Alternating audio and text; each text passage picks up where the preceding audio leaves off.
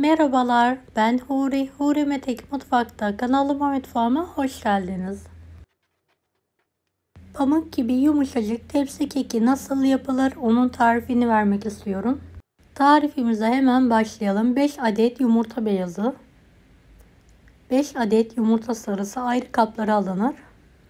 1 fiske tuzu ekleyerek yumurtanın beyazını karıştırmaya başlayalım.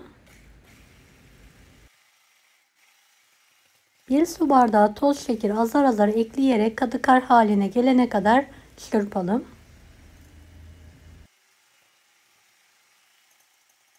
5 adet yumurta sarısının üzerine yarım su bardağı toz şeker, 1 çay bardağı sıvı yağ, yarım çay bardağı da ılık su ekleyelim.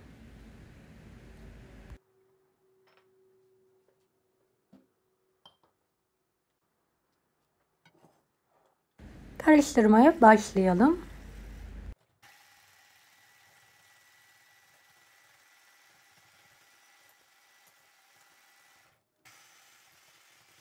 Bir su bardağı nişasta, 1 su bardağı un, 1,5 paket kabartma tozu, 2 paket vanilya, çok az da karbonat ekleyelim. Pürüzsüz olana kadar karıştıralım.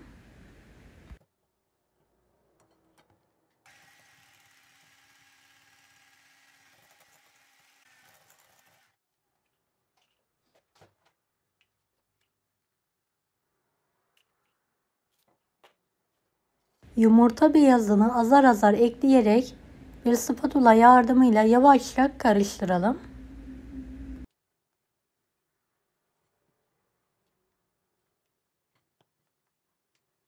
Videomu izlerken buraya kadar geldiyseniz yorum kısmına herhangi bir emoji bırakırsanız bana destek olmak için sevinirim. Evet, hazırladığımız kek harcını 2 eşit olacak şekilde ayıralım.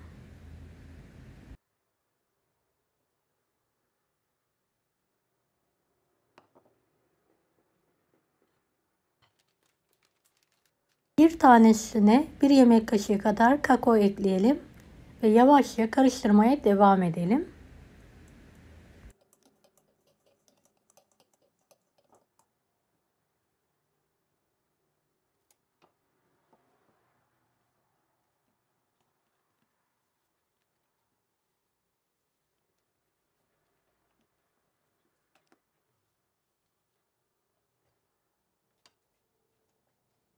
Yağladığımız kek kalıbına kek harcından dökelim. Dilediğiniz şekilde dökerek pişirebilirsiniz.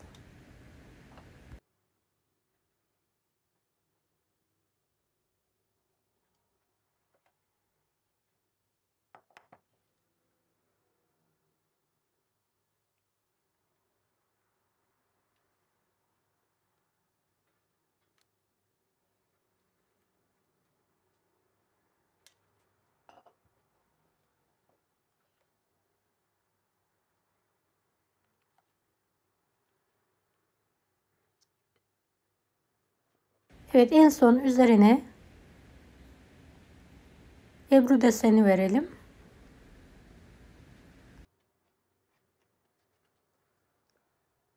Önceden ısınmış 170 dereceli fanlı fırında pişirmeye bırakalım.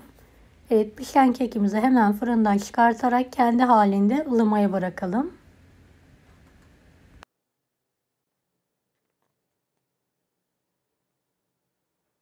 Evet, kekimizi dilimleyerek servis yapabiliriz artık.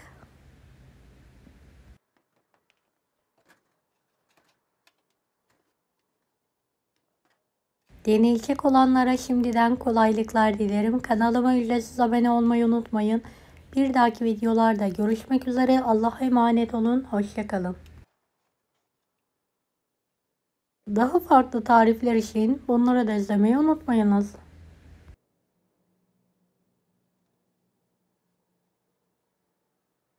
Afiyet şifa olsun herkese.